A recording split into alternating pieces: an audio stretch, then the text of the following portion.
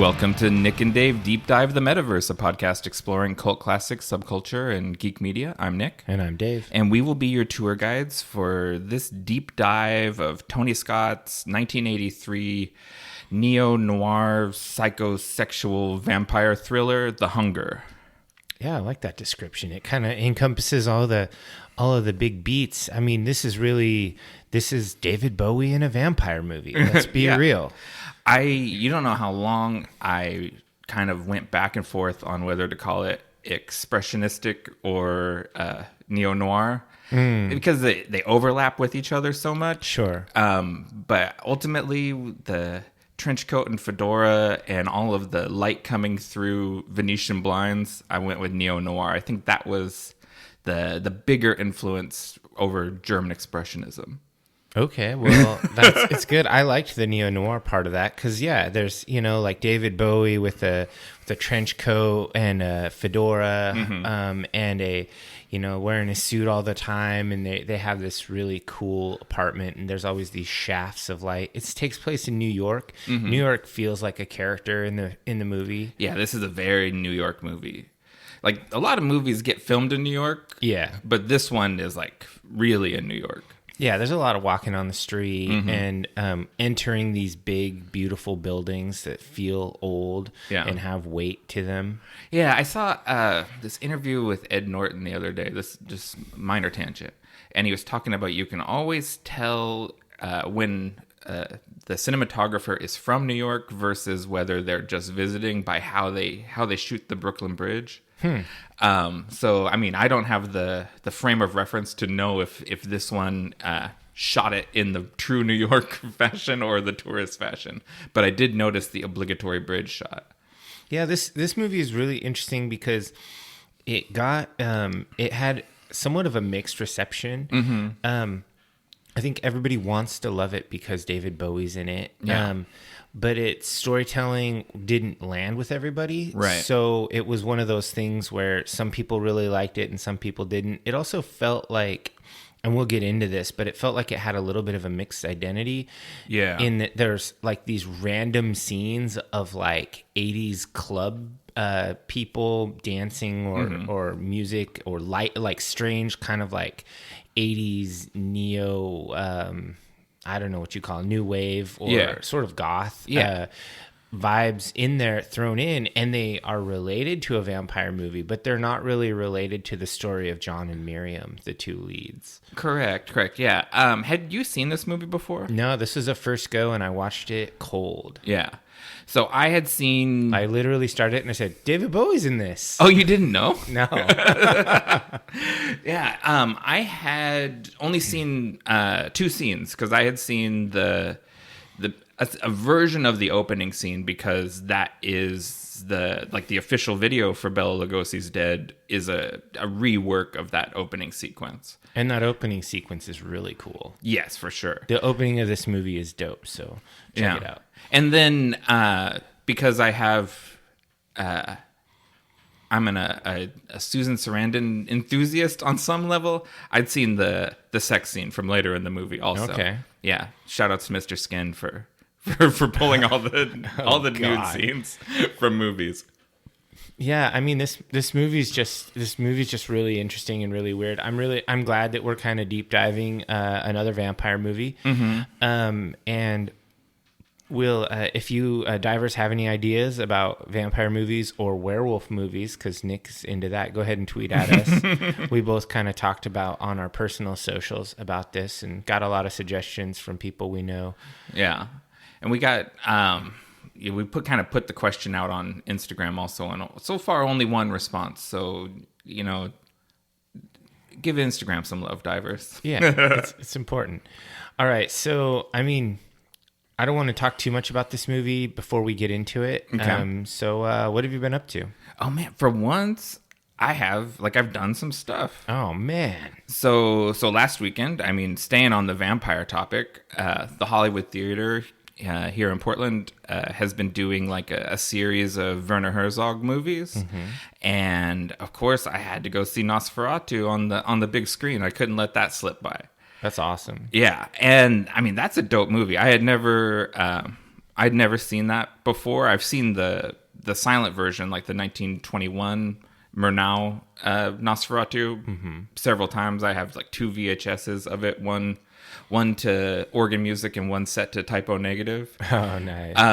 But I'd never seen the Werner Herzog remake, and it's really cool. I know him mainly as a documentarian, like from movies like Grizzly Man, and he definitely brings that like cinema verite kind of embedded in the action feeling to the movie. So yeah, check that out. And then my nephew and his girlfriend came down. They wanted to get breakfast with us, or excuse whatever to come down to Portland. Yeah. And we went out and had breakfast, and then they had kind of some weeby spots they wanted to hit around Portland. So I ended up tour guiding them. We went to Muji, which is like a Japanese home goods store. Yeah, I like that place. And a Kinokuniya bookstore, and they picked up some manga and stuff. Nice. And then actually last night I went to a stand-up comedy show for the first time in, I don't know, 100 years. Man, that's crazy. Who was playing? Mark Maron at the Aladdin Theater. Is that really stand-up comedy, or is it just spoken word? I think that line is fuzzy. There's joke. If you're laughing to me, I'm going to lean towards calling it comedy. Yeah, he identifies as a comic. And all of these podcasters really are, they're like storytellers, and they just make it kind of witty and funny. It's not the same as like a guy who's just like doing like one-liners, like a Mitch Hedberg kind of a vibe, yeah. And his opener, Dean Del Rey was the opener, and they're homies. And he was much more of like traditional like jokes kind of stand-up, and not so much like storytelling, like you said. I really enjoy the storytelling style. And Mark Maron is really, you got to give him his props for being kind of one of the OG podcasters that really made this a platform that we're all kind of enjoying now. Yeah, he's. I think you would probably call him like a second gen podcaster. One of the ones that made it really popular. Kind of like if you use black metal as the allegory, he's like a Dark Throne kind of a character. Yeah, for sure. He didn't invent it, but he certainly helped popularize it and helped popularize the style that is really popular right now. That's a little more personal, a little less radio-ish. Yeah. The first podcasts, not to be too nerdy about it, but the very first podcasts were made by some radio guys, and so they were very radio-ish with kind of the yakety yak kind of nonsense. Yeah, he's one of those people where it's like he's not a professional interviewer, and it shows in a good way, where he doesn't ask like the standard questions, and he seems very actually bored with the standard questions, and gets people to really like open up in a personal way. So I think that's one of the strengths of this medium, and one of the reasons like I really enjoy listening to podcasts is for interviewing. So I guess maybe we should just if we both like it, we should do some interviewing. Yeah, for sure. That'd be cool. One of these days. We keep talking about it. Yeah, we keep talking about it, and we will eventually. Maybe if we ever get ahead of schedule again, like we were for a while. Yeah, we were ahead of schedule, and now we're just on schedule. Yeah. So what about you? What have you been up to?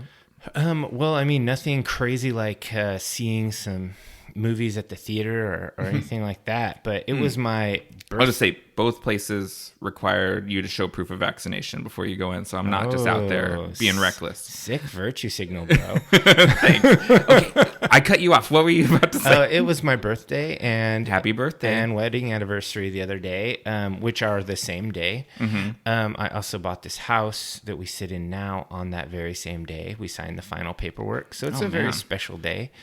Triple anniversary. Yeah, and so I turned 42, and I had my second anniversary with my lovely wife Carrie. And shout out to her, because she listens to literally every single episode of the podcast, gives us comments, and she helped start this whole thing out by buying the mixer that we're using to this very day. I was thinking about that. Because the other day I gave Diver Corey the distinction of being Diver numero uno, and you were like, what about Carrie? And I was like, wives don't count. But the fact of the matter is, Carrie is one of the only people that she like live messages us while she's listening to the podcast Yeah, the it's first like time. live tweeting at her reactions as she listens. Yeah. So yeah, Carrie does count as a diver. She's diver Carrie as well as your lovely wife. As wife Carrie. Yeah.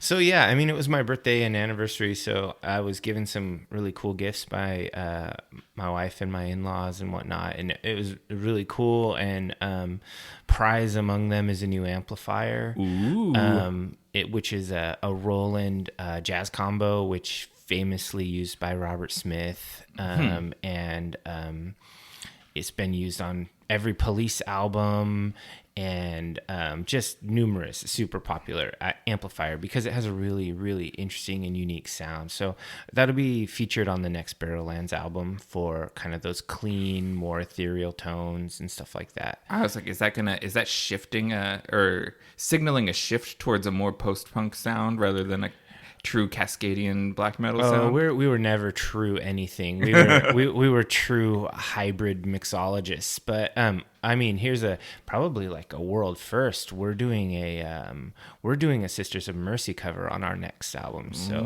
yeah, we're trending toward Ulver. on the spectrum. Well, we're experimenting. We're doing our thing, and so this amp is going to provide us some pretty cool sounds. I'm excited for it.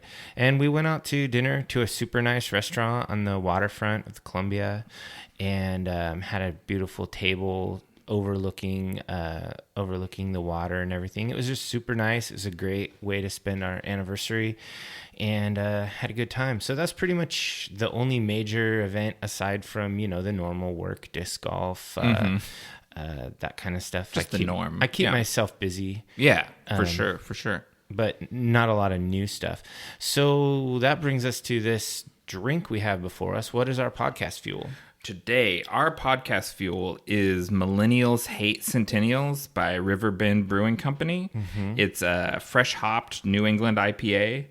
It's brewed with Centennial hops from Crosby Hop Farm. They're fresh-picked and tossed right into the kettle within hours.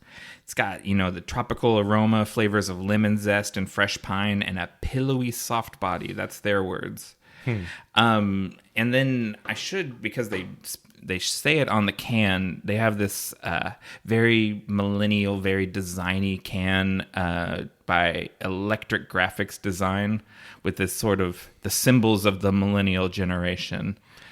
It's like a succulent plant, an avocado, hot coffee, the Netflix logo, and I'm assuming it's a fixed gear bike. Yeah, probably a fixie. Yeah, that's for sure. Yeah, I mean, this is a pretty good beer. It's I won't say it's the best fresh hop I've had this year because it's got they call it a pillowy body. It actually is weird that it kind of tastes almost it feels like a little thick. It's not it's not what I would call a crisp beer. Yeah.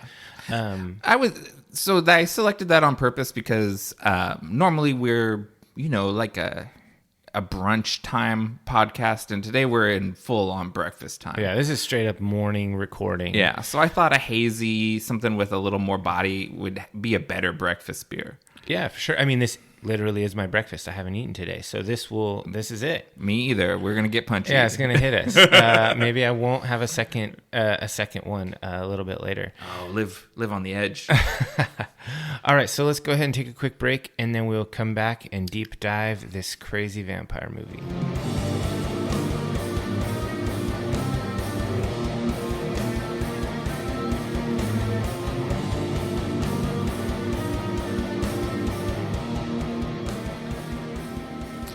All right, divers, welcome back. Let's dive into this. The Hunger, 1983, Tony Scott, based on the novel of the same name by Whitley Strieber.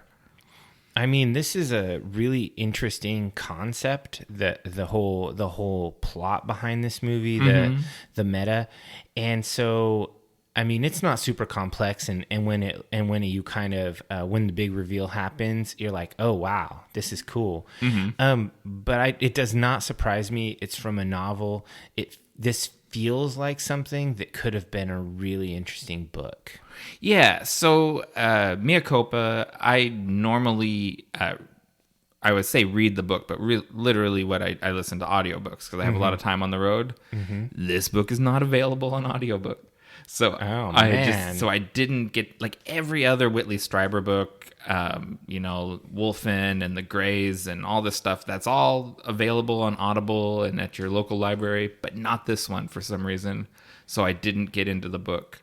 I did a little research and basically the storyline is the same. I think it just the flashbacks that we get little vignettes of are much more expanded in the book. I think that's the main difference. I think that would have had a serious value add to me is having more historical content. I think so too. Overall, this is a very stylistic movie, arguably over substance. Yeah, it's very, very pretty to look at, and there's a lot of really cool cinematography.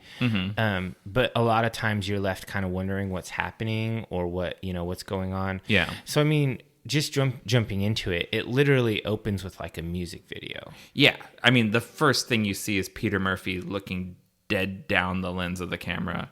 And I gotta say, my initial thought was like, this is going to be good. Because Bauhaus is one of my favorite bands, and so I was super stoked. I was just kind of wondering, like, why did they have the literal band Bauhaus have a music video in the very beginning of this movie? Was it just an appeal to star power? Like, we've got Bauhaus and we've got David Bowie.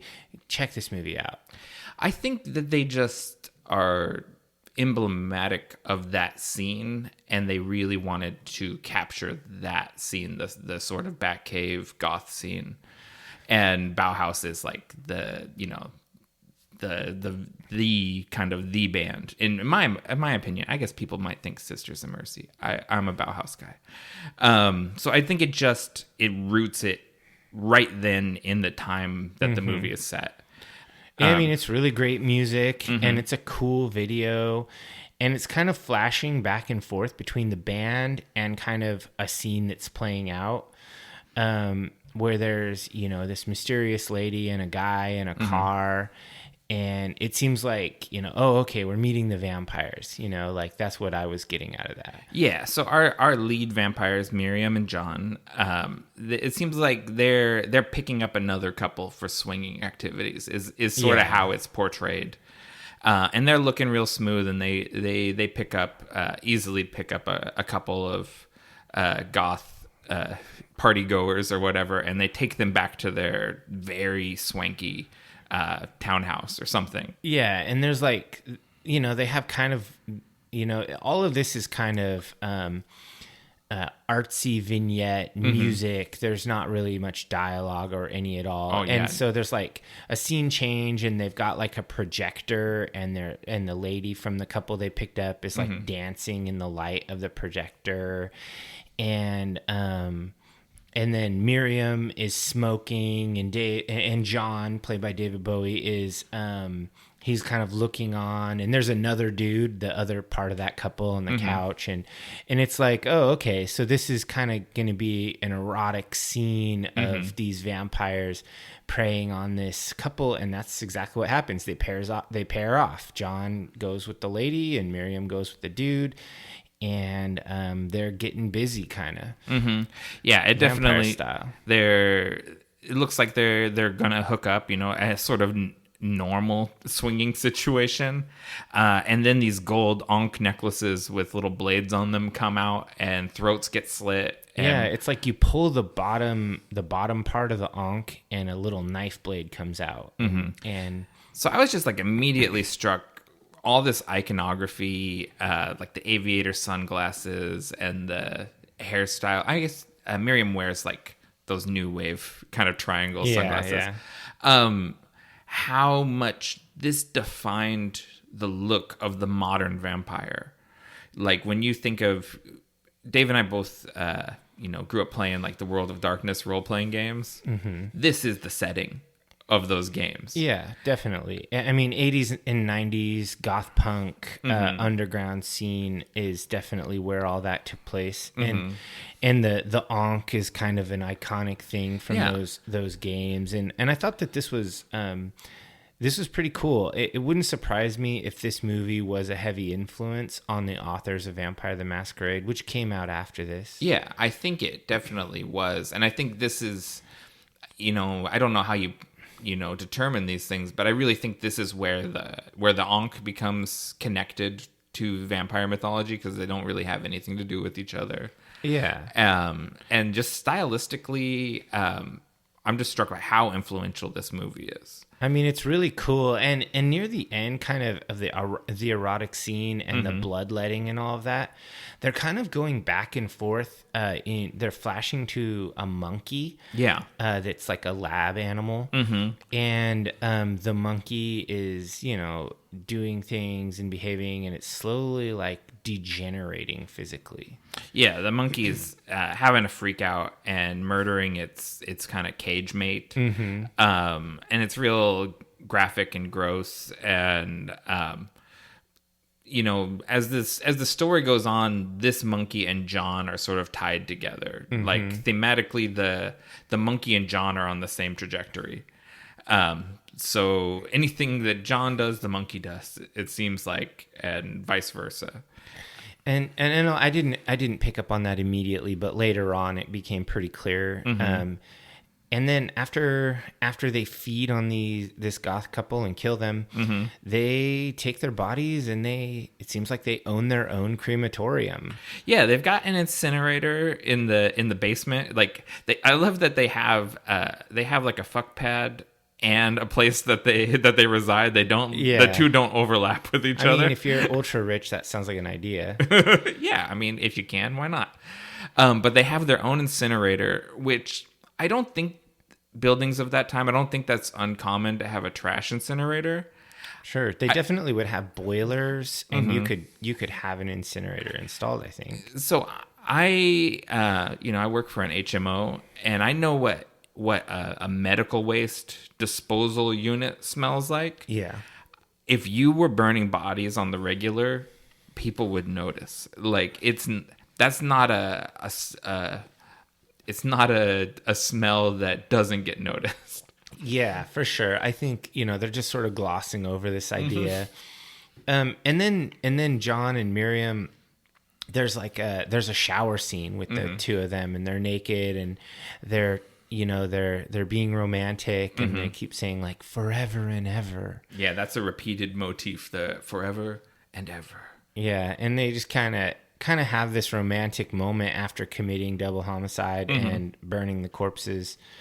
It's just a reason to show David Bowie's butt, I think. If you're looking for it, it's here. Yeah, and so then it kind of cuts to their bedroom, and I'm like, oh my God, there's a lot of daylight streaming in. And turns out these are not vampires that die in the daylight. Yeah, there's a few places where they're showing they're not the typical vampires. And this mythology is different. They can kind of get daylight. I guess that gets expanded on the book, where daylight's uncomfortable, but a gauzy curtain is enough to kind of cut that down. And what we're kind of brushing over is it's cutting back to Susan Sarandon's character periodically. Yeah. So we see Dr. Sarah Roberts showing up in the morning while they're going to bed. She's showing up at work to discover one of her valuable research monkeys murdered one of the other ones. And it just, periodically we just cut back and forth to her. All right. Yeah. I mean, I will admit, in the beginning of this movie, when it just kept cutting back and forth to the lab and those scientists talking and observing the monkeys, I was like, these people are boring. Just more vampire. More vampire, less scientists. Yeah, it's boring. It's not interesting to me. And so they're discussing it and talking about the monkey being agitated for 56 hours. And it's just not clear at this point in the movie what the point of this plot line is. Yeah. And back with the I guess the more interesting story too, the vampires, John is not slumbering. Miriam he can't is sleep. Yes. Miriam's sound asleep. John is up smoking and thinking about the past when he was a human man. I placed that kind of late 1700s, early 1800s. Is that kind of your read? Yeah, I generally mentally categorized it as the Renaissance. Huh. I think that's way further back. I don't When's think the Renaissance? You're the history. Yeah, that's a good question. It's a pretty I'm gonna go ahead and look that up. Basically it's the 14th to the 17th century. So yeah, it's a really broad period of time. And 17th century is of course the 1800s. Okay. So you were right and I was right. Yeah, we're still Renaissancing then. Yeah. Yeah. So yeah, John is about 200 years old. That's what I got from Wikipedia. Yeah, and it just seems like I don't know, they're being all romantic, and in the flashback they say that forever and ever thing, and it keeps coming up. And then John's watching the news, and it's that doctor. She's on the news, and they're talking about this disease called progeria, where people age rapidly, and they show these pictures of people who look like very old people, but they're actually children with progeria. Yeah, and it's a real disease. I looked that up. Just to be sure. Yeah. And so they're watching that, and they're very interested in it because what we're not quite picking up on yet is that John is degenerating. Yeah, his interest is piqued because he's not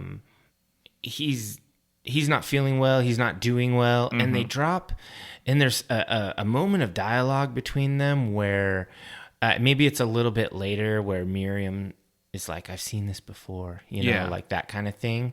Like she knows that there's like ailments that can happen to vampires because she's the experienced vampire. Yeah. But she's not cluing John in at all. Yeah. I mean, he seems to kind of know because he's asking, how long did it take with your other partners? And she doesn't want to talk about it. She's given him the brush off on it.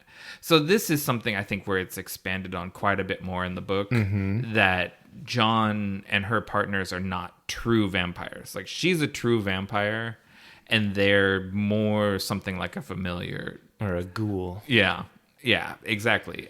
Where she's imbued them with vampiric powers, but they're not full on what she is. Yeah, and I guess in some mythologies and some different games and stuff, the idea of a master vampire exists, and so then all of the lesser vampires they create are weaker than them, and their power is tied to them. Yeah, like Lost Boys. Yeah, exactly. So the video store vampire. Yeah, exactly. See that episode. I forget the number. So while they're watching TV, precocious neighbor girl Alice shows up for her twice weekly violin lesson. I didn't like this character, but you could have predicted that. Yeah, you always hate the kids. This whole Alice plot could have been cut, and it wouldn't have hurt the movie at all. In fact, I think it would have improved the movie. Alice is not what I would cut out of this movie, but there's a lot of cutting to be done. Not a lot. I mean, because it's a short movie. Well, I mean, cut some of this stuff and then add more historical. Yeah. Well, there's a particular point where I have that thought, so I'll save my thoughts on it. All right. But anyways, Alice is another New York, Richie, Upper East Side. She lives across the street from their swanky brownstone, probably in her own swanky brownstone, and she comes over for violin lessons 3 times a week. And I mean, the big thing from this scene to me, other than that a Polaroid camera was treated like it was quite a high-tech item, was David Bowie really playing the cello. Like, I don't think he was really playing. Yeah. Based on his bowing, but okay. I think he had been coached fairly extensively on how to make the fingering look right. Yeah. So that when the music goes up in tone, he goes further down the fingerboard and stuff. It was really well done. Like Bowie was pantomiming playing cello quite effectively, and the actress that played Alice also pantomimed playing violin quite effectively, but was not actually playing. And that's according to Diver Carey, who is a stringed instrument player, owns a cello, violin, is a expert viola player. She said they were not playing, but they were doing a good job faking it. Okay. So that might mean that they both know how to play, but because they're not the equivalent recording of the lip actual syncing. Yeah, exactly. They're not recording the actual audio. I think in both cases it was their bowing that was off, that wasn't realistic. So I think maybe their coaching was good, but maybe not totally complete. Yeah. Okay, that makes sense. It could be your hypothesis that they were playing along, but they weren't. Obviously it wasn't the true recorded music. Yeah, because if you didn't want to, we're spending a lot of time on this, but if you didn't want to make noise, you might be bowing much more softly than you would be doing it if you were actually intending to record sound. Sure. And I'm not trying to be a well actually kind of guy. Why not? I'm saying that I think that this was well done. And to someone who doesn't play the instrument like me, I thought, well, that's either super good faking or he knows how to play the cello. Totally. It's one or the other. And so, yeah, that's pretty cool. And it's funny because they have this conversation between John and Alice, and Alice is like, want some lewds? Yeah, Alice's stepmom, that's another thing where it really sets it in the time. Yeah. Alice's stepmom is a pill popper, and she's like, because John isn't sleeping well, and she's like, yeah, well, I've got Quaaludes in my bag because this is the 80s, and this is how we roll. Yeah. And John's looking like hell. Yeah. He does not look good. And this prompts Miriam to go and see Dr. Sarah. She's doing a book signing because research scientists are celebrities in this world. Yeah, for sure. And so she goes to a book signing to go and get her book. And there's a little bit of vampire chemistry going on. Like, she stares too long at Sarah, and Sarah's like, something's implanted in her head. Yeah, I think she's using her, like Dracula, mesmerizing people. See me. Exactly. Yeah. Yeah, I mean, it's classic. She looks into their eyes, they look back, and there's definitely some power going on. And it's interesting, that so Miriam goes to the hospital afterwards. She's trying to look into the research.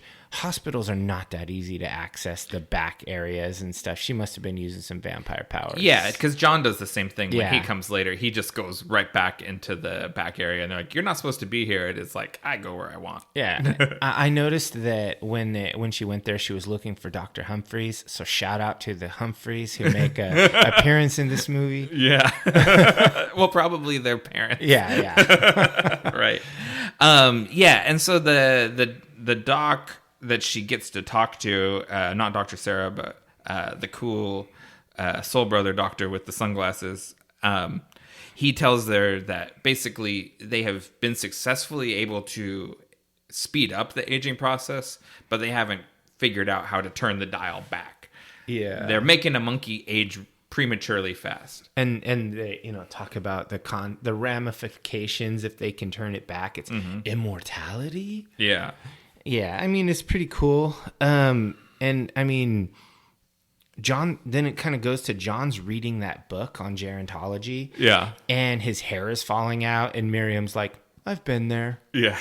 Like, no big deal, dude. Yeah, and this is where he's grilling her a little bit. And he's How like, long did it take? yeah, he wants to know how long he's got. And Miriam doesn't want to say because it's not long. Yeah, she says like a week, something like that. Yeah. And, he's getting desperate, and he's kind of guilting her about, is Alice his replacement, essentially? Is he lining her up, or is she lining her up to be the replacement? True. Turns out, yes. I think she was, yeah. that is accurate. She was like, maybe if I embrace a kid, then I can get a little bit longer out of them. I think she was either lining up Alice or, Dr. Sarah. Oh, yeah, that's plan B. Yeah. But, we get, is this no, this is our second flashback because, preposterously, Catherine Deneuve is flashing back to Egyptian times, which is, I guess, where her origin lies. So why is it preposterous? Because that's a French lady, and I don't buy her as an Egyptian person, even a half Greek Egyptian person at all. Well, ethnically, the Ptolemaic dynasty, which was the one that everyone thinks about, like Cleopatra and whatnot. They were not partially Greek. They were 100% Macedonian.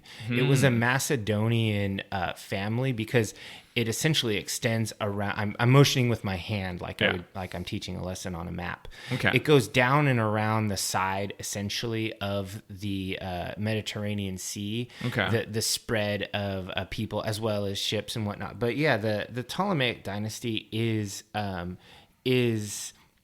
Macedonian in origin, which is Greek, and the current Macedonia is neighbor to Greek, and there's also a Greek province of Macedonia, which actually is a huge beef between the countries. Right. Yeah. And one of the I know reasons Greece is cock blocking Macedonia from joining the EU. Okay. So it's not preposterous that a fair-skinned lady would be in Egypt during that time. Okay. Because of the Macedonian rule for such an extended period of time, not to mention, we don't know what era it is at all.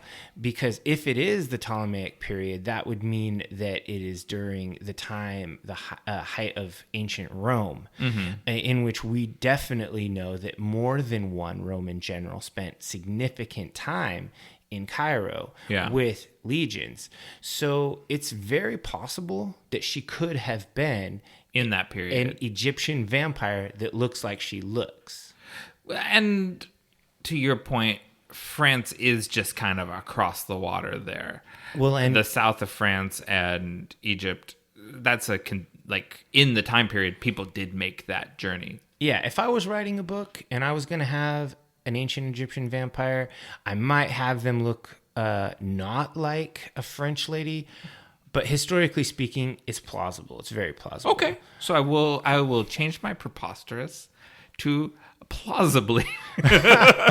It's plausible, but it's bad optics. Yeah, I don't think they thought about that in the 80s. There was no representation discussion happening. I think they should have just made her an ancient French vampire. That would have been great. Easy to do. Because this actress is good. Just sort of, how old do you think she was when this came out? Catherine Deneuve. She'd already had a pretty, a career in French cinema at that point. I'm going to give her 36. She was born exactly, or not to the day, but to the year, 40 years before this came out. So she's looking good. Price is Right rules, man. Closest without going over. Yeah. 36 is close to 40. Yeah, that's close. I actually, when I saw her in this movie, I thought she was like 30. Yeah, she looks good. Yeah. She still looks good. Yeah, I didn't look up modern pictures of her, but I did check out her bio, and I was like, she was born in 43? Wow, she looked great in this movie. So, and Lisa and I were talking about this.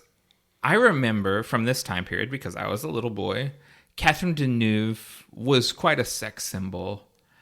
But I look up her filmography, and it's almost all French films. Like she was just dipping her toe into American movies. Why did people know who she was in America? I didn't. I mean, but I was a kid, and I was mostly concerned with kid stuff. That's true. But she's top billing on this movie. Yeah, and it just seems like she was like Susan Sarandon. It seems like would have been a much bigger movie star at this point to me, but I don't know. Yeah, I don't know. I don't know either. I think Susan Sarandon definitely is. She's definitely not the leading sex symbol in this movie. Mm-hmm. Like Catherine Deneuve basically dominates it. Yeah, she does a great job. Anyway, so we're back where we were. This flashback to ancient Egypt, which is improbable, plausible. We call it plausible. Yeah, and it's just kind of odd. You see her wearing the trappings of nobility, and she's still got that same little ankh knife. Yeah. And she's putting it to use. That's where it comes from. Yeah.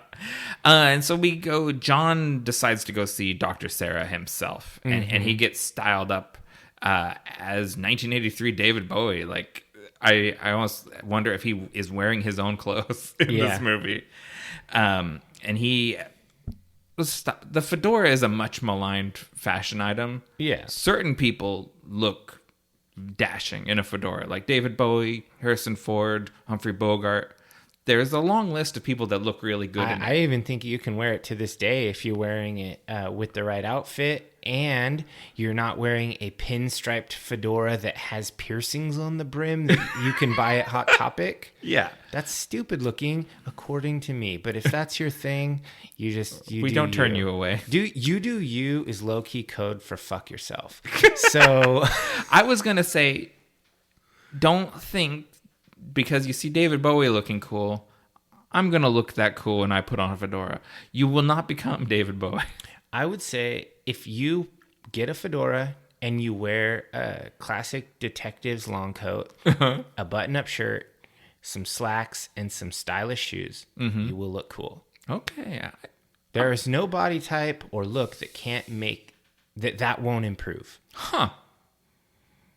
I can't argue with that. You might be onto something. It's about the outfit. You have to put the whole outfit. It's like you can't put on the chainmail shirt and be like, "Check me out, I'm a barbarian." It's like, I don't know, dude. Your Uggs make it a no-go, or maybe Uggs are okay. Your Crocs make it a no-go. You gotta have the whole outfit. You gotta put it together. Uggs kind of are barbarian. Yeah, boots. yeah. That's why I had to change to Crocs. Uggs would be a good sub if you're cosplaying. I'd accept that. So, anyways, back to the plot. John goes to see Dr. Sarah, and Dr. Sarah is on her way to do what all research scientists have to do, which is beg rich people for money. Oh, yeah. And so she doesn't have time for John, who's trying to make a point about how rapidly he's aging. He was like, "Yesterday I was 30 years old. Do you understand? I'm a young man. Look at me."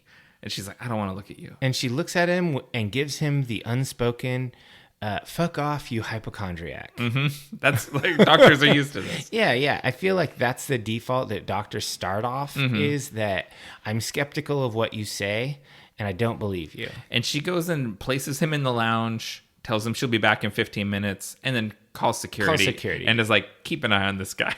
And she's I noticed in the scene there's people smoking in the building and I was like, ugh. Like it instantly like grosses me out. It's weird. Like it dates it super hard. Yeah, it's right in this time when smoking is going out of fashion. However, there's still ashtrays everywhere. Yeah. Which is that's our childhood. As Gen Xer of later Gen Xers, that's the time we grew up. Yeah, and he's looking really haggard at this point. It's I want to give a shout out to the physical effects artists that aged David Bowie. It's so good. Did you get the name on that guy? I did not get the name. Because I think he might have been nominated for Academy Award. It's just it looks so good and it's so gradual and it's just and I didn't even know you could even make someone look this old. Like not in this scene, but as the movie progresses, he keeps getting older. It's just like amazing, and it's all physical effects because in '83 they just weren't makeup. Yeah, they weren't doing. I mean, there's some latex involved here and there, but it's just really good. I highly enjoyed watching this transformation. And did you get the name? No, but so it is cutting back and forth between John aging there and a monkey and the monkey who's going through the whole the same process. It's I did not enjoy this. I don't like seeing animals suffer, and it feels too real. Yeah. So I was really uncomfortable with that, and I've looked into it a little bit, and I couldn't find anything about animal welfare was in there the movie. An animal harmed? Because it was it seemed like an animal, like a monkey had been like done dirty. Like I did not like that at all. Yeah, no, I don't. You know how now movies will have like a ASPCA tag at the no animals were harmed in the making of this movie. Mm-hmm. I'm not 100% sure that's applicable to this movie. Yeah, I don't think so. And at this point, John's going home and whatnot, and he's unrecognizable. He doesn't look like David Bowie. He doesn't look like young, handsome John. Mm-hmm. He's having a hard time getting across the street. Yeah, it feels like he's almost gone. Yeah, and as he was left in the waiting room for 2 hours. Yeah, he runs across Sarah Roberts as he's leaving, and he's like, "Dr. Roberts, I'm disappointed in you. You let me down." And she sees how much he's aged in 2 hours, and she wants him to stay, but he's miffed with her. Good day. Yeah, and so he leaves. Yeah, and it seems like he's super hungry. Like at this point, you get that vibe that he's like, I need some blood. Oh yeah, because anytime he's halfway alone with someone or in close proximity to someone, he's like hearing their heartbeat and looking at their throat and clutching his Ankh necklace. And then this is what the scene I was saving this opinion for.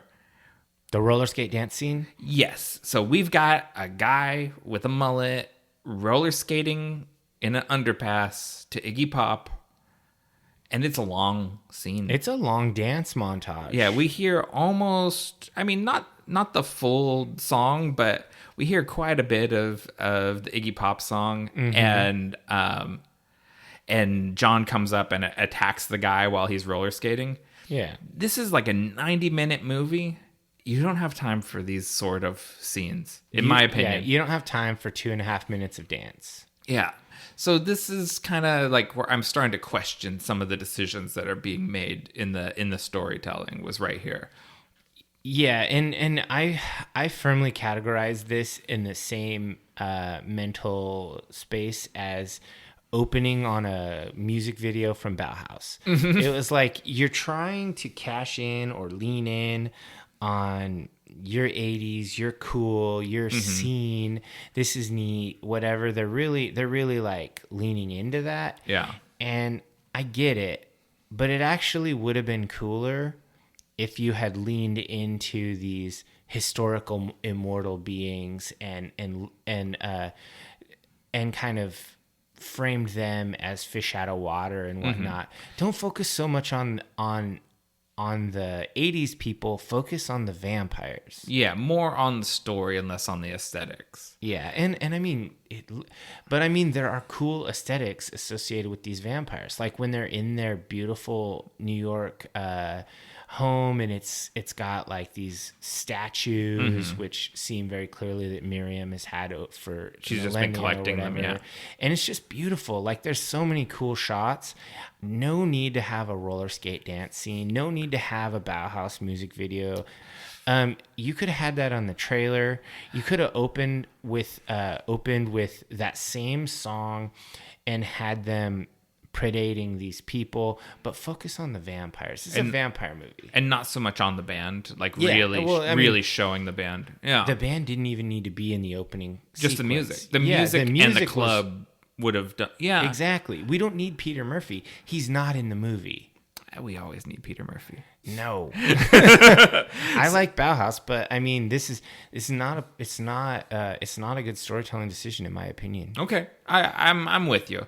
Anyways, John can't even overpower a roller skater. Yeah, he fails. He fails at his attack. He rolled a 1 and... Yeah, what Vampire the Masquerade player has not botched a feeding check? And so he heads home, and poor Alice picks the worst time for an unscheduled visit. Yeah. Because she can't come to practice tomorrow, so she wanted to leave a note for Miriam, and... old John lets her in, and they have this, to me, this is a really sad, tragic, suspenseful scene. This is a really vampire movie scene. This is what I come for. Yeah. It's somewhat emotional because John understands he's so old he's not recognizable. He sees Alice as his replacement, and I think he likes Alice. Yeah, no, I think and the effects at this point, the physical effects are just so amazing. And the actress that played Alice does a great job. She's like, are you sure you're not John's father? Yeah, so that's shouts to Beth Ehlers. And this is why when you said, cut the Alice storyline, I don't think so, because I think this is one of the best scenes in the movie. Maybe so, and maybe the other scene was its existence purely propped up this scene. Yeah.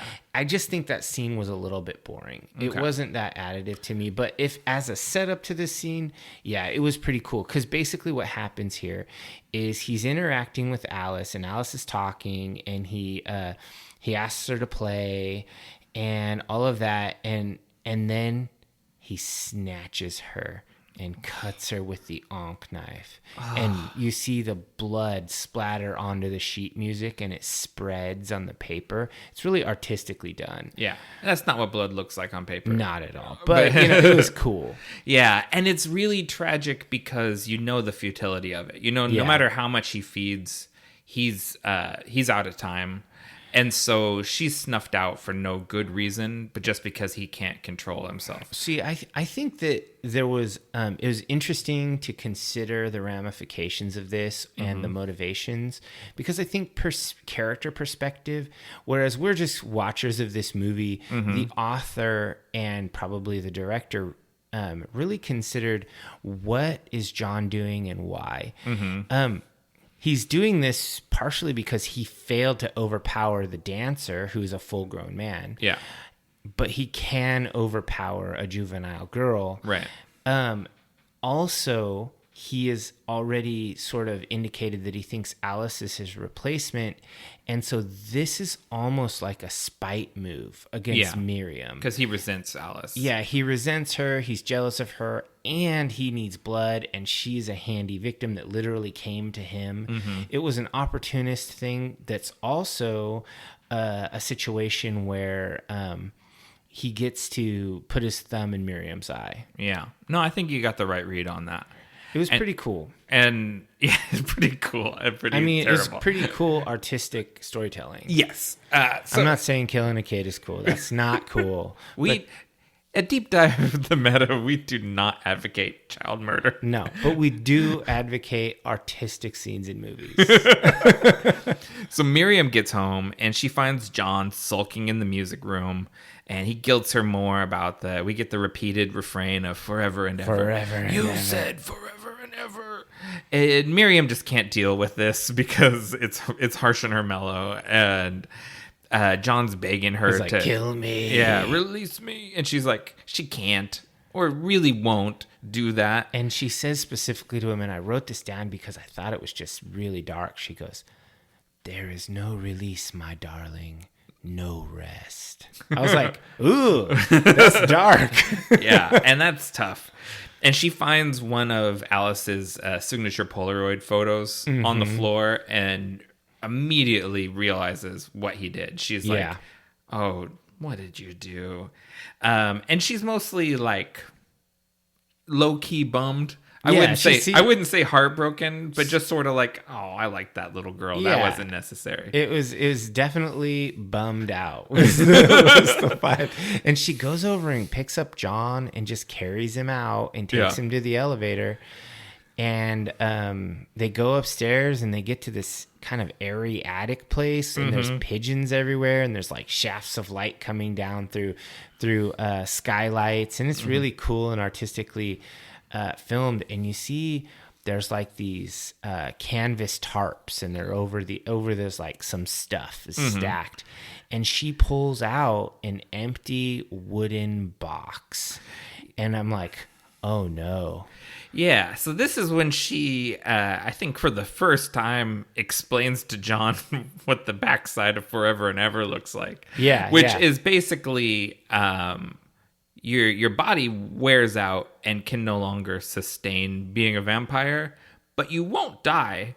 And so I just put you in a casket and I stack you up with all my other lovers from history. And you hear when she moves the like it rustles, she moves the tarp and stuff, you hear moaning from the other boxes. Yeah. I guess John's never gone upstairs. No, this is her private place. Yeah, and because she just has casket on casket. Yeah, they're stacked. They're stacked up there because, she's from Egyptian times, so she's had a few partners. And I just thought to myself when I saw this, when the big reveal that, like Forever and Ever is Forever and Ever, but it's a forever prison in a box. She doesn't even have the freaking wherewithal or kindness to kill them. I'm just like, oh my God, this is a horror movie. Yeah. This is dark. Miriam is like one of those people that has, like a 30-year-old cat or dog. Like it's this chihuahua that's blind and has all sorts of stuff oozing out of it. But they never pull the trigger on putting it to sleep. I think pull the trigger might be unkind. That's not the right word. Yeah, poor choice of words given the context of what I was describing. But never make that hard decision. They never choose mercy over self-comfort. Right. And so it's just easier for her to put John in a box in the attic and introduce him to the other zombies that are living in boxes in the attic.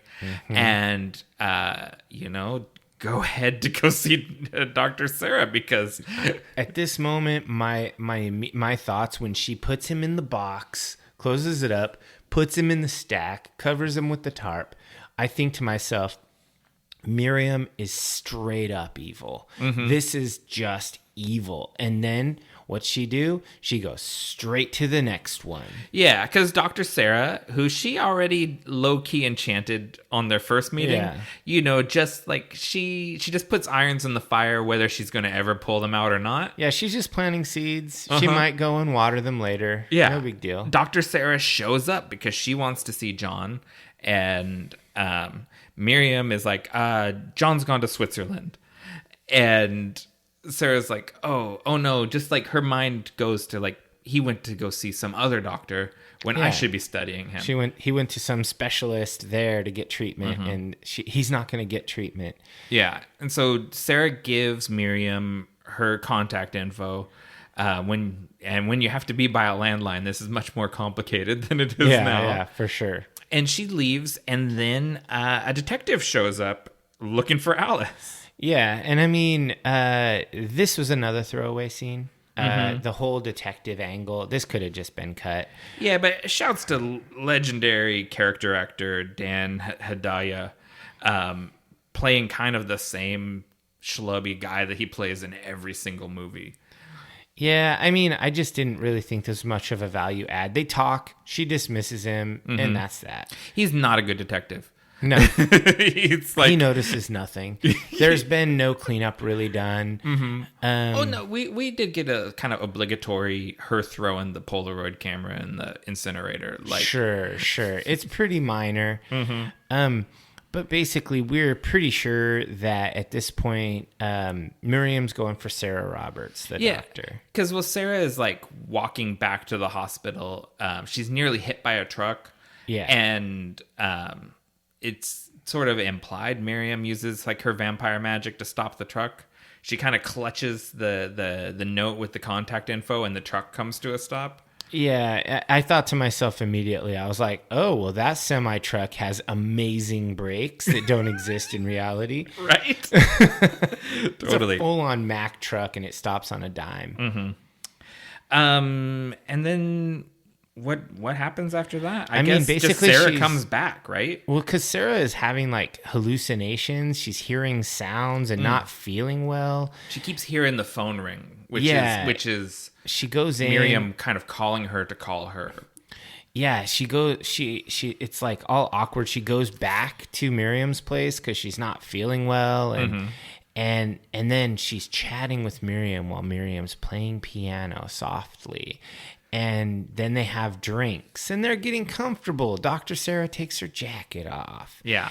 And you're just like, this is enchantment. No sane person would do this. I like the thing I like about the scene is that how aloof Miriam is. Like, she's just playing the piano and playing this sort of sapphic love song about a woman in love with another woman.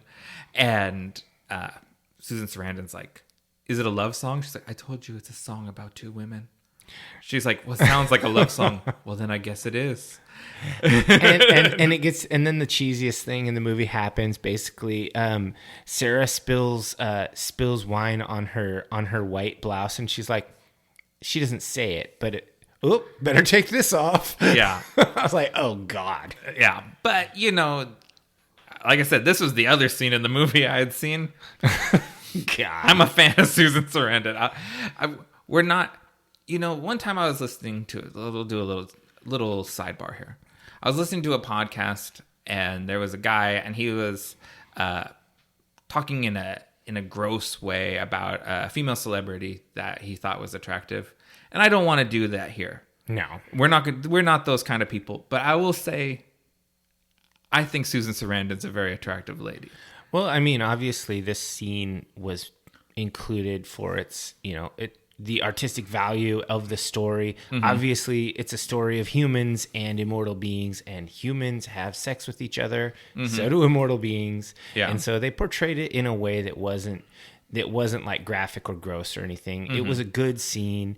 And very romantic, stylized sex scene. Yeah, it was totally stylized sex scene between this vampire and her new victim, who is totally into it. Mm-hmm. We're not sure if that's because she's been enchanted or what. I think it is. I think consent is very shady with vampires. I think vampires don't respect consent. No, that's a show title.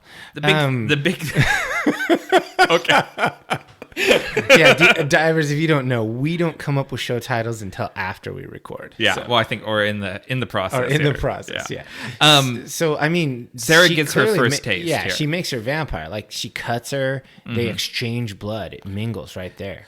So is this book and movie where that exchanging blood, like the vampire they drink your blood and then you drink their blood, and that's how you become a vampire? Is this where that came into the canon? Because I kind of think it is. Oh, I think it predates that. Do you? This okay. movie. I think vampire mythology in general. Not that I'm a mega expert. I'd call myself an enthusiast. Mm-hmm. It's really old. It's literally thousands of years old from many cultures. Actually, and now I think about in Dracula, in 31 Dracula, she says that she drank his blood. So, okay. I think that this is a play on a trope. Yeah. And it's done well. The thing that interests me is that Miriam doesn't have fangs, so she uses a knife, which I think is interesting. Yeah, it's a little different. Yeah. And so we cut over to Sarah and Tom, who Tom is she's Sarah's boyfriend and another research scientist. He's not very interesting. He's a clod. Let's be real. He's not a good boyfriend. Yeah, I wrote that Tom is suspicious and possessive. I was just thinking, like, he probably read more sympathetic in 1983 than he does in 2021, where we no longer tolerate guys acting like this. Yeah, because, I mean, seriously, I'm watching this and he's like, what were you doing with that lady for 3 hours? And I just thought to myself, if my wife came home and was like, oh yeah, I went over and I was talking to, a person I barely know, like say our neighbor's catty corner to us. Mm-hmm. I went over there and we got to talking in their living room and she was telling me all about their, family and stuff. And 3 hours had gone by. I'd be like, cool, they sound like nice people. Yeah, it would just roll on. It would be like, whatever. You're like, I think that's a little irregular. You spent 3 hours over there. Yeah, I'm just like, seriously, dude? Yeah. Like, and how would he feel if he spent 3 hours with a buddy or whatever, even a new friend, like, oh yeah, I met this cool person and like we just were like flowing and it was cool. They're going to be a friend of mine, I can tell. Yeah. And she's like, that sounds very irregular. It's like, this is just a jacked scene. Yeah. And the whole time they're in this fancy restaurant that overlooks a pool and there's some girls swimming down there. And the whole time, Sarah is watching them and seeing herself and Miriam swimming nude in the pool instead of the girls that are down there. Yeah. And he's like grilling her like, you ordered the steak. Why aren't you eating the steak? Yeah. And she's like, I thought I wanted it, but now I don't. Yeah, because she's hungry but can't eat because she's a vampire now. And so she's wearing John Zonk necklace. Yeah. Oh man, the switch over was that fast. I was just like, holy crap. Miriam doesn't give a damn about these companions. He hasn't even tried, or he hasn't even stopped trying to get out of the box yet. Yeah, it's gnarly. And so then they go back to their apartment or whatever, Susan and her dude, whatever his name is. Yeah. And she's like vomiting. She's worshiping at the porcelain altar. She's just totally like just purging everything. Yeah, because she can't eat food or seemingly or something. And was it John that took some of her blood to go have it is that or not Tom. John? Was it Tom that took some of her blood to go have it examined? Well, I think they went back to the lab since they, thankfully work at a research hospital.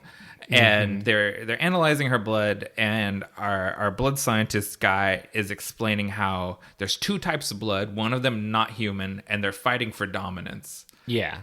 And I'm like, well, this is an interesting way to portray this. And they want to take more blood, and they have her roll up the sleeve, and they see the incision. I guess they took the blood from the other arm the first time. Something like that. It's a little bit of a weird scene. I like how they're trying to incorporate pseudoscience. Pseudoscience, weird science, whatever you want to call it. It's just interesting. And so then Sarah goes back to confront Miriam.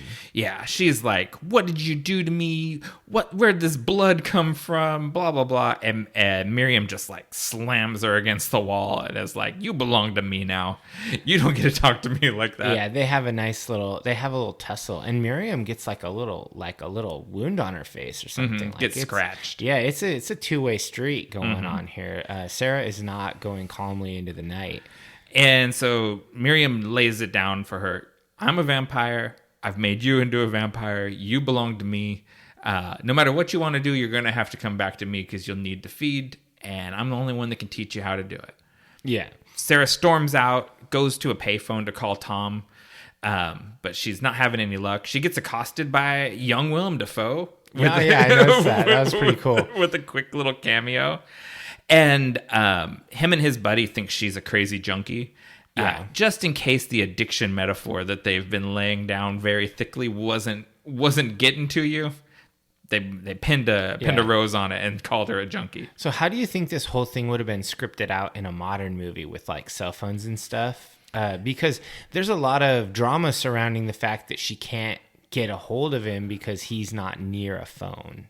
I guess it would just go to voicemail is how you would accomplish that. Yeah, maybe she texts him and he doesn't reply or something because his phone's dead, maybe. Yeah, and so basically she's out of luck. Like there's nothing she can do, so she goes back to Maison de Blaylock. She's like, oh man, everything's horrible. So once again, I'm going back to the vampire's lair, just like I did last time. Nothing could happen badly. Yeah, and so Miriam is like, well, you need to feed. And so she goes out into, I call pre-Giuliani sleazy Times Square. This is before the Bubba Gump Shrimp Company and all the touristy spots. It's when it's all peep shows and creeps. And they pick up some super chode. Like, this dude is a fucking lame-o. I liked his shoes. He had some cool creepers on. But, yeah. I think... because she gets him from Times Square in 1983, are we supposed to think he's a rent boy? Like, he's for sale? I don't know. Actually, is that offensive? Are we to think he is a sex worker? I didn't get that impression. Okay. I got the impression that he was just a dude who was looking to hook up, and he was there looking for a sex worker. Or just a lady who's also looking to hook up, just people picking up people. Yeah. That's what I got from it. Well, he gets picked up. Yeah, which is what he wanted. Yeah, and we get this little interlude to Tom who's calling the blood doctor to see if Sarah showed up. Yeah, and what is with the lighting in their house? They have this really intense neon lighting that kind of whatever color it is, it's sort of fitting the mood of the scene. And it's like, no one lives like this. No one lives where my whole apartment is lit by Were there people that used neon lights in their house because it was cool and modern? Well, like for effect, not for when you're just hanging out. Not just all the time. Yeah. You turn it on if you're having a party, but not if you're just like making business calls. You're like, and I think this is a purple scene. Yeah. Yeah, so I mean that goes on those calls. I mean nothing comes of it, and then ultimately they take this hookup dude, and Miriam cuts his throat. Yeah, she lets him wander around the house and get scared for a while. She's definitely the cat and mousing him. Yeah, but Sarah doesn't feed. She can't bring herself to do it. Yeah, she's just not into it at all. But then Tom shows up because everyone's drawn to the Blaylock house. Yeah, it's weird. I mean, why go there? How does he even know where to go? He knows that Sarah went there. But how does he know the address? Like, how does he know where to go? She probably, because he is so possessive and controlling, he probably asked her, where it was and what the address was. Or just looked in her address book because those are physical things back in the day. Yeah, and he's invasive like that. Well, however he gets there, he finds himself caught up in the spider web.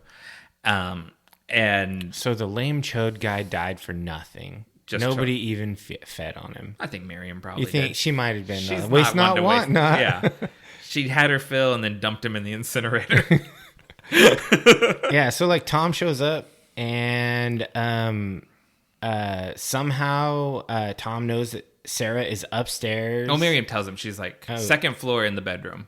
Oh, okay. I didn't catch that. Maybe I was jotting down my notes when that happened. Yeah. But it was like he goes up there and she's not doing well at all. She's like convulsing in the bed and it's just gnarly. She pushes Tom away. They kind of struggle. And I'm just thinking to myself, why is he grabbing her if she's not feeling well? That's not what you do when someone's sick. Right. So she is very well playing what someone in opioid withdrawals looks like. And Tom is too rough with her. Like, he's very, like, sympathetic to the point, but really resentful that she's done this to herself. Like, he has no real compassion or empathy for her. He's just frustrated with her. Yeah, he's a dick. Uh-huh. Tom is a dick. Well, R.I.P. Tom, because she does finally feed. Yeah, yeah. And to quote, famous streamer, rest in pepperonis, because we don't actually respect you because you're a dick. So yeah, basically, they cut Tom's throat, and there you go. And so I don't know if was there another Egyptian flashback? Yes, there wasn't. I was going to brush over it, but there wasn't it. And because that's Miriam is like, I remember the first time I fed or something like, and she's thinking to murdering some lover of hers back in Egyptian times. Yeah, is weird. And so it is improbable, but it's possible, as we covered before. So basically, Sarah's all covered in blood, and Miriam seems stoked. Yeah, so Sarah comes down, Tom blood all over her shirt, and she's feeling better. And Miriam explains the sort of abridged vampire rules that she gives to a new partner, and completely omits the part that after forever and ever comes rotting in a box in the attic. And they go and they have a kiss, and Sarah pulls out the Ankh necklace and stabs herself in the neck. She's like, I'm not cut out for this life. Yeah, I thought like, oh my God, she stabs herself in the neck to deny Miriam the pleasure of possessing her. That is darkness. Mm-hmm. And Miriam's bummed out, but she's like, well, I guess I'm going to put you in a box in the attic, and just sort of goes about her business. But John has staged something of an attic zombie revolution. She gets up there and he has roused the other dead lovers. All the coffins are open and all these necro old pseudo vampires are out of the box and they look gross. They're gnarly. And Sarah's like Miriam is pleading with them. I love you all. And they're all kind of coming for her and they chase her around and there's lots of doves. It's like a Prince video. And they end up pushing her over the banister and down through the central staircase that runs through the apartment. Yeah, and she hits the floor. And evidently that was enough damage to her body or whatever. She immediately starts aging just insanely. Mm-hmm. And all of her lesser vampires, the people she's created, they all like fall to the ground and deteriorate to dust. And is that the end of the movie, Dave? That was supposed to be the end of the movie. You would think. Except the studio wanted there to be a sequel possibility. Mm-hmm. And so they forced them to film an additional ending, which is an epilogue. This is supposed to end as just a nasty dark tale where this thousands of year old vampire finally gets done in by one of her puppet victims. But the studio forced the director to make an ending so that they could have possible sequel material. Right. And so we get Lieutenant Allegraza, shows back up, and he's coming to follow up on his poorly investigated child disappearance, and finds that the house has gone for sale. There's a realtor. Yeah, and it's being handled by a law firm. The owners passed away. They're selling the house, and all the profits are going to a local research lab. Mm-hmm. And the detective kind of wanders around, and he finds one of Alice's Polaroids, his first clue. It's like, oh my God, I did it. I found a clue. And then we see, inexplicably, Sarah, not dead. Mm-hmm. Sarah has become the new vampire queen. And she's standing on a balcony in London, yeah, overlooking the city. And she has a couple familiars of her own. And then it kind of goes, and you see a box in a room, and you hear Miriam inside moaning and asking to be let out. Yep, that's how it ends. It defies all of the rules you set up. So there was actually a interesting quote from Sarandon herself. Yeah. So I wrote this down, so I'm going to actually quote the actress. She said, "The thing that made the film interesting to me was the question of, would you want to live forever if you were an addict? But the film progressed. The powers that be rewrote the ending and decided that I wouldn't die. So what was the point? All the rules that we'd spent the entire film delineating, that Miriam lived forever and was indestructible, and all the people that she transformed eventually died, and that I killed myself rather than be an addict, and it was ignored. Suddenly, I was kind of living, and she was kind of half dying. Nobody knew what was going on, and I thought it was a shame." Mm-hmm. Yeah, I totally agree with that. Yeah, Susan Sarandon said it perfectly, because they made all the rules, and this is as an amateur wannabe author, there's the thing that you need to do is you need to create the sandbox, and you need everything to stay in the sandbox. Right. They made the rules, and then at the end, they defied all the logic, and it made no sense. You cannot have the lesser vampire now become the master vampire in this paradigm. It doesn't make sense. Yeah, it's illogical to the extreme. Yeah. So that brings us to, I guess, what worked for you? What worked for me? I love the spookiness of this movie and the overall concept of it. I liked the opening scene was so dark, and it was like this crazy goth erotic vampire scene. It was just so cool. And then I got lost a little bit. I kind of became less enchanted with it. But then when Miriam makes the full heel turn, and you're like, oh my God, she's so evil. I was like, okay, this is a horror movie, like because it's like psychological horror. She's locking these people in boxes who she'd professed to love and had made love her. And I just thought that is a really spooky, dark, sinister turn on vampirism without it being gory or jump scare or anything like that. And I thought that was extremely well done. So what about you? What worked for you? Just one? Okay. That's it. Literally nothing else. I've got three. So number one, Stephen Goldblatt's cinematography and Milena Canonero's costume design. Aesthetically, stylistically, this movie's just superb. It's so gorgeous. I could have agreed with that. I think that it looked beautiful, and I think we kind of commented on that throughout. And this is not the first time I've shouted out Milena Canonero, because she worked on Clockwork Orange also doing costume design. Yeah, and everyone in that movie looked awesome. Yeah. So there's that. Then this is a very kinky queer movie. Sure. I think this is probably like a very formative sort of awakening movie for a lot of people. Like they watch this and were like, oh yeah, I'm into this. And so I like that. In 1983, I think it's well ahead of the curve in the sort of sexy factor that it's portraying. Okay. And then my number three thing was the expansion and modernization of the vampire mythology. It kind of it's rooted in, the themes of vampire films, but it really takes it into the 20th century in a way I don't think it had been yet. And so I think that's pretty cool. What didn't work for you?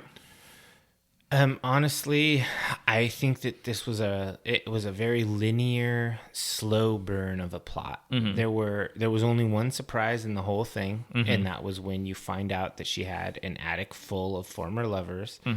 And that was okay. I can be okay with a slow burn that's like pretty to watch and you're enjoying watching it unfold, even though it's very predictable. Yeah. That can be okay. But sometimes I felt like there was a lot of throwaway scenes that weren't additive. Right. And then finally, I really hated the ending. It killed it for me. Like I agree completely with Susan Sarandon. What is the point of all of this? You made an entire film creating these rules, and then at the very end, you just throw them out the window so that you can have this beautiful scene with Susan Sarandon as a vampire, when the whole crux of that, or the culmination of that character, was her choosing suicide over permanent addiction. Right. And it was just like, man, this ending really was a bummer. Yeah, it's weird. It's a happy ending that makes you feel bummed out for them fumbling the ball. They jacked it up. So what about you? What didn't work for you? So same on the ending. I don't like the studio requested epilogue. I think the drive of the story sort of falls apart after John dies, and then really loses it after Sarah and Miriam hook up. Like, we've been really just humming along to get to Miriam and Sarah hooking up. And then once they do, the story is sort of like, I don't know how we wrap this thing up. It reminded me of, like I said, a Silver Age comic. Yeah. Where you got 20 pages to tell your story, and Jack Kirby just was like, oh shit, I've drawn 18 pages. Yeah. And now I need to finish the story in these last two. And that's how the ending. So I guess twice I'm complaining about the ending. And then all of the sort of pseudoscience set up with the lab, and they're studying aging and blood disease and all of this stuff, and it's for nothing. Like, yeah, it didn't contribute anything to the final resolution. I could have stood to have maybe say one less roller skating scene and one more Dr. Sarah Roberts working in the lab trying to figure out what's wrong with herself, and using her scientific background and having some agency in the story and trying to cure herself or something. Yeah, give her a little bit of super science or something. Yeah, something like that, which I don't know if that's in the book or not. I know everyone's more developed in the book because that's just how it is. But yeah, that's how books go. Yeah, I needed more of that. So that's where I'm sitting. Rating time. What do you rate this one? Final thoughts. So I would have.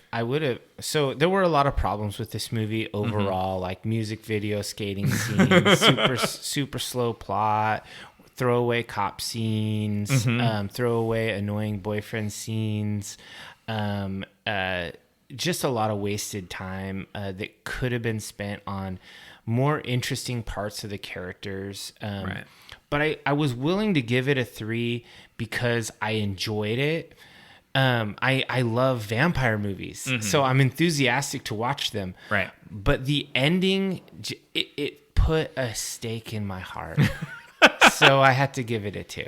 Oh, you went down to a 2. I had to. The ending killed it. It was not a 4-point movie that became a 3. It was a strong 3 that wanted to be a 4 had it been edited better, but then they staked themselves and gave themselves a 2. And you mean story editing, not like actual film editing, because it's actually cut together. Story it's editing. cut together pretty nice. It flows, but I think the story needed editing, and they should have chosen to film different scenes and emphasize different aspects of different characters. Those were poorly chosen for the flow of the movie, in my opinion, and for the development of meaningful characters. Yeah. So I just feel like there were a lot of errors in the choices made in the screenplay, maybe. Yeah. And so that made it a 3. And I wanted it to be more because I loved the idea of a David Bowie vampire movie. And also, I think Miriam was just an excellent character, and the acting was so fantastic. It was just amazing. She killed it in this movie. But it just... it just fell apart. As you went further and further into the movie, it degenerated, and then at the end, it just like the former lovers when Miriam fell down the stairs, it just disintegrated, and so it ended with a 2. Oh man, so I hate to do it. I'm right there with you, and I didn't end up as low as you did, but so I came in really expecting a lot. Mm-hmm. And I had in my notes sort of where I was like, if we end right here, we're at a 5. It's just a 5-star, 5-star short film. And then after the scene where they're studying Sarah's blood, I said, right here, we're still at a 4. And then we get to the end. I'm landing on a 3 because I think there's a lot of value in this movie. But that ending, man, they really crashed the car at the end of this movie. Yeah, I feel I don't know. I really wanted this to be better, and I hate to do it dirty like this with a 2 because I liked it. And I mean, I would say if you're a fan of vampire movies, you probably are willing to overlook a lot of it. But one of the things, if you're a fan of vampire movies, is the vampire mythos. It has to make sense. It needs to matter. And in this case, the studio threw it away at the end, and so that screwed it up.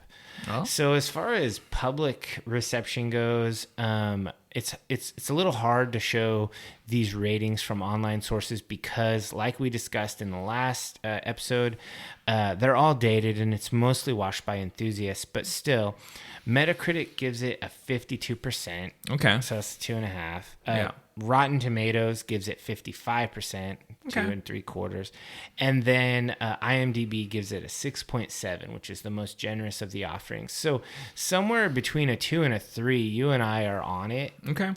So I think that we're pretty close. I could have gone with a 3 and justified it due to the beautiful like cinematography and the acting and whatnot. Right. But I have to take a stand against this ending. I agree. Totally. All right. So let's go ahead and take a quick break and then we will wrap it up.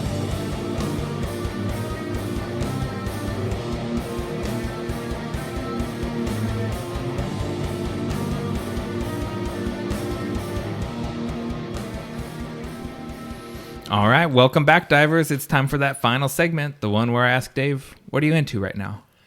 All right, so I was really searching my mind, trying to come up with something interesting for this section, but I figured, maybe I'll just keep it real and keep it non-glamorous with the divers. So last episode, I shared with everybody two YouTube channels. One of them was with Dr. Jackson Crawford's Norse History Research channel. Mm-hmm. And so related to that, I have been doing a lot of deep diving of ancient history and mythology. Okay. I've been doing some amateur scholarly historian stuff. I've been reading the book Children of Ash and Elm, which is a historical examination of the Viking era from a fairly modern scholarly perspective, looking at the most recent findings from grave finds and discussing objectively historical practices during the time of pretty much all aspects of life. It's really well written and a super interesting book. You can get it on Audible. You can also get it in hard copy. I've got it in both. So I think that's one area. And then secondly, I've been reading Dr. Jackson Crawford's translation of the Havamal, which is a poetic work that is it is from Odin's perspective. So he is essentially dispensing wisdom and advice. It's kind of like a bunch of psalms, but they're a little more, I don't know, they have more personality to them than the psalms do. Like he literally talks about ways to woo women in one of them, but he also talks about how men are liars and don't treat women well. So it's very interesting how there are things of wisdom. There's like one in there that talks about, it says, I'm paraphrasing because it's all Old Norse and every translation's a paraphrase. It says, animals die and your kin die and you will die too. Mm-hmm. But one thing that never dies is the reputation from the deeds that you've done when you lived. Mm-hmm. Things like that makes you think. It's the idea of legacy and the idea of community contact. So I've been doing some historical research, and I've been treating it pretty seriously. I've been taking extensive notes. I have pages upon pages of typed up notes and translations from the original Nor. It's actually not. Most of this is from the Codex Regius, which is not written in runes. It's written in Old English. So I've been writing different translations of certain words and things. And so who would have taken down that codex? Is that like monks probably? Yeah, this is from most of the material that we have from that is Norse historical material. I mean, and of course there are primary documents, or I call them documents, like runestones and archaeological finds and things. But the majority of the things that you find are from Iceland, because Iceland had significantly less impact from Christianization, destroying things and whatnot. And so there's, the famous Snorri Sturluson, who was a post-Christianization era, so we're talking 11s and 1200s era guy who wrote all of this stuff down as historical documentation, discussing things that were known and so he talks about, in the Poetic Edda, he talks about the historical, he actually just straight up like does poetic sagas, and then the Prose Edda is more like trying to explain it to you so that you can understand it. And so I've been deep diving into that stuff and really enjoying myself as an amateur historian. Mm-hmm. And I don't know why I decided to do this. I just got interested one day and just started up a notes document, as I am wont to do. Mm-hmm. And I just started doing it, and I've been enjoying it. I've been listening to some podcasts. I've been listening to audiobooks, watching YouTube videos. It's just where my muse has led me. Mm-hmm. I mean, I think that is true deep diving. That's the intent and purpose of the podcast. So I think you're just being true to character. Yeah, I'm just deep diving history. Yeah. So when did that what do you say, Eric Roberts? Is that the guy's name? Jackson Crawford. Jackson Crawford. I don't know where I got Eric Roberts. Sort of rhymes. Sarah Roberts. I transposed them. So Jackson Crawford, when did his version of the Havmal come out? So he's written two. He has a fairly recent one that is essentially that has a true translation of it, and then he also has one that he put out a few years before. His more modern, or his more recent, they're all modern. The more recent translation includes his original, which is called the Cowboy Havamal. Okay. Because he is he's a Rocky Mountains cowboy guy, and his grandfather was like a real Rocky Mountain cowboy, like doing shit. And so he did a true translation of it, but he translated it through the voice of his grandfather into kind of folksy Americana Western wisdom. Yeah. And so it's super interesting to read both of them. Interesting. And they're pretty new. I mean, I'm talking like the last 10 years. Okay. Because I have a copy of the Havmal, and I think it's probably older than these. It's not probably one of these.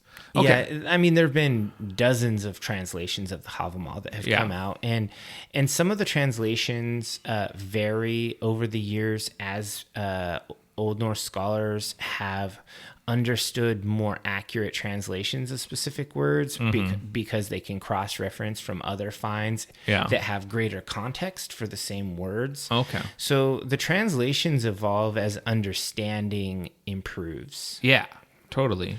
Well, that sounds really cool. I think that's all interesting stuff. All right. So what about you? What are you into right now? Okay, so I'll take us on a little bit of a wandering path. So I said my nephew and his girlfriend, shouts to Dominic and Alex, they came down last weekend, and we were out weebing around, and so we went to Kinokuniya, and they both picked up some manga.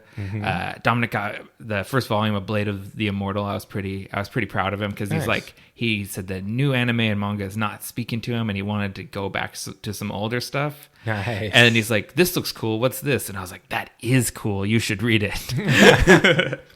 But I noticed Alex had the first volume of Beastars, which I was aware of, but I hadn't watched. And so when we went back to our house to catch a vibe, as the kids say, I put on Beastars because I saw volume 1 of it, and it started, and it's a show about anthropomorphic animals. So I was prepared to not take it seriously, and ended up binging both seasons. It totally captured me and sucked me in. So Beastars is an anime on Netflix. It's from Studio Orange, who they're the ones that brought us Godzilla Singular Point, which I've referenced before on the show. And it's directed by Shinichi Matsumi, who did the 2011 Thundercats reboot that I really liked. I don't know if I've ever talked about. I think I've talked about that on the show too. Briefly. Yeah, so it's got a good pedigree here going into it, and it's adapted from the manga by Paru Itagaki. And it's really weird. It's like a coming of age story with anthropomorphic animals, set at a Japanese boarding school, and it opens with a murder mystery right off the bat. There's a devouring where one of the carnivore students devours one of the herbivore students. Dang, so it just gets deep. Oh yeah, I was off. I was like, oh man, I go, this Zootopia sequel is pretty heavy. And so, like, basically, if you're familiar with Zootopia, the Disney movie, I am not. Okay, so that's an anthropomorphic. It's a really similar setup, and they use the divide between carnivores and herbivores to kind of comment on racism in American society. Okay, but Japan's more of a monoculture, so it's got different issues, and so it's really an allegory about the darker side of Japanese society, kind of told through cute animals. And it gets into heavy stuff about organized crime and human trafficking and like really serious issues, but it's through the lens of the drama department at this high school with a wolf named Legoshi and the president of the drama club, who's a deer named Louis or Ruiz. And they have a love triangle with their mutual love interest, who's a dwarf rabbit named Haru. And so it's like, it's very melodramatic and teenage, and then like very dark and sinister and dealing with really heavy real world stuff. Like, and it bounces well back and forth between the two things. It's so weird. I mean, because I don't really know, it's hard to really put it in a box because of that. And then, because I'm a fan of animation, I tend to be a little critical of modern computer generated anime, but I think it uses the technology really effectively to do things with the camera that would be impractical to do either in live action or in traditional animation. Like some of the fight scenes and stuff are just really well shot and choreographed, and I just think like, this is really serious. Like, this is very cinematic, and it's well, if we know anything about Japanese content creators, it's that they will generally microanalyze everything so that everything is intentional and nothing is just accidental. Take it seriously, much more seriously than it seems like it should be taken. Yeah, for sure. So anyways, Beastars, I don't want to give away any of the big reveals or anything, so I'm going to keep it. Where can you watch that? This is on Netflix. Oh, okay. Yeah. Nice. So I just there's like 24 episodes, and I just jammed through that in a couple days. Dang. Because like the kids left and went about their business, and I just kept watching. So, call to action. All right. Subscribe to us on your favorite podcatcher, including YouTube, and rate us generously. Get a 5-star review, costs you nothing, but means everything to us. You can find us on all social media platforms across the metaverse as Deep Dive the Meta. Right now, we're both liking Instagram, but we're also on Pinterest, which no one likes. Well, I guess this is really goodbye. Don't say goodbye. Say good journey.